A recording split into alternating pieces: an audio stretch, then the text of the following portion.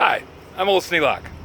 I'm on the road at the Habitat for Humanity Restore, and I scored a pretty good deal. I got a box full of stuff. We always like boxes full of stuff, don't we? And it was only $3. I'd have paid that for the box. A couple of sawhorse stands, and a bag full of other things. But we'll get into that when we get home. Right now, I'm on my way to Walgreens because this is really a shopping trip. And I'm just taking a side trip because I can. If you have any suggestions for a new video, questions about today's video, or any of the other videos on the channel, just drop a note in the comments. You know I read them all.